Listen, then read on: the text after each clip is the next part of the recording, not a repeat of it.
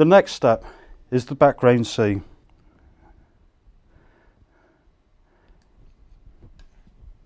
Smaller amount of white this time. Cobalt, blue, drop of French ultramarine, touch more, and a small amount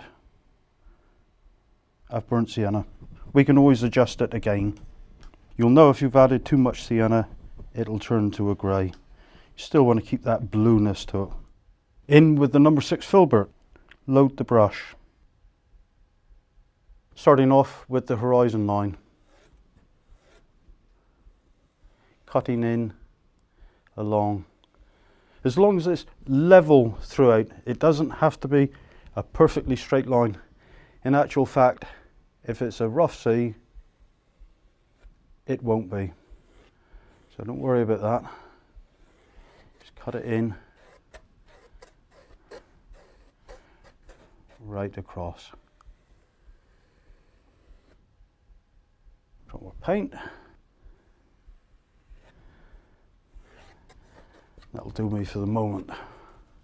What I want to do is lighten that background up a little bit more.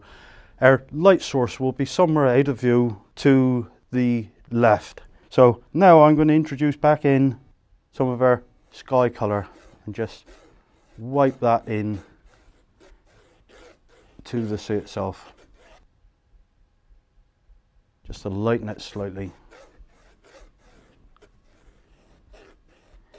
And there's darkening off towards the right hand side of the view.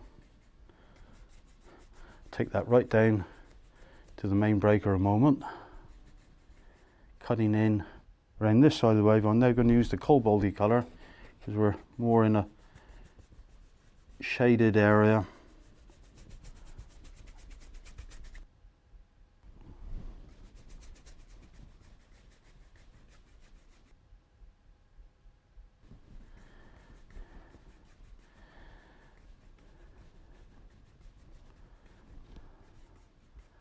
Something like it. Little script liner. We'll do some more detailing in the background first. I'm going in and creating distant swells. Blending them as I'm going. Don't want them too well defined in the background.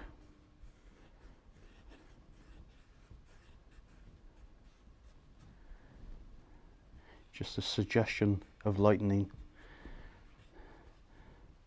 the colour a bit. Gone into the sky there a little bit, so I'm not too worried about that. I can wipe that out with a clean brush. The advantage of oils.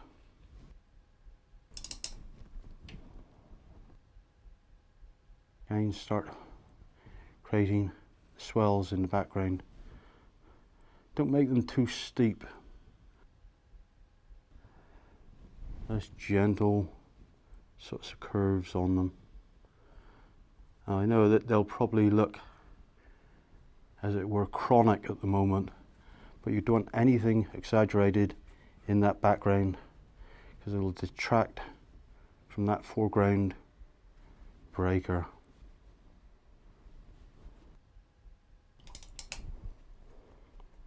Right, clean the brush, dry it on the cloth, and then on a bit of kitchen roll. I'm going to define middle distance waves again in that lovely dark mixture. I'm rolling the brush, which gives a nice cut line on the upper edge when you roll it that way. Work that in below that wave.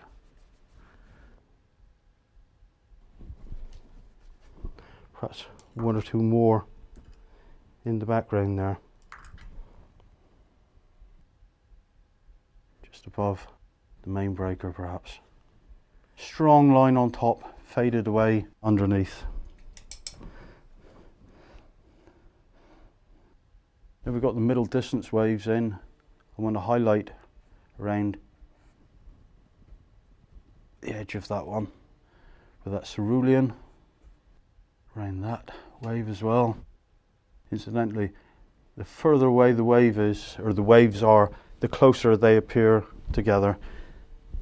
Larger separation when they run into the foreground.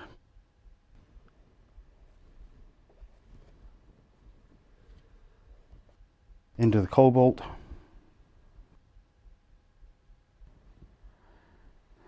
Just pick it out here and there, and that'll be fine.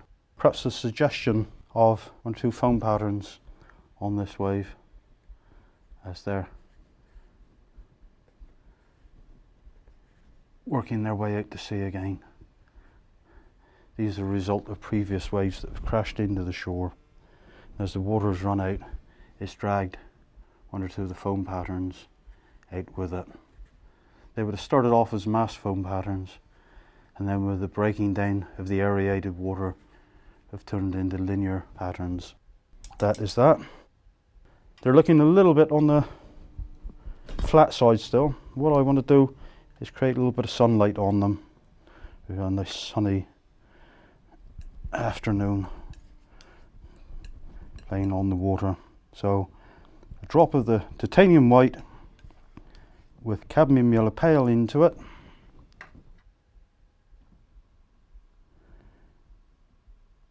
Into the script liner, and then rolling the brush downwards, I can create a bit of highlighting here and there, and not so much on the left hand side. I can really brighten the background up now.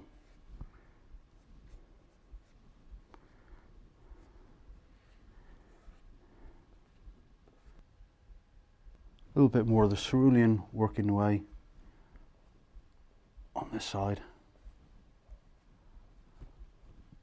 I think that is nigh on sufficient.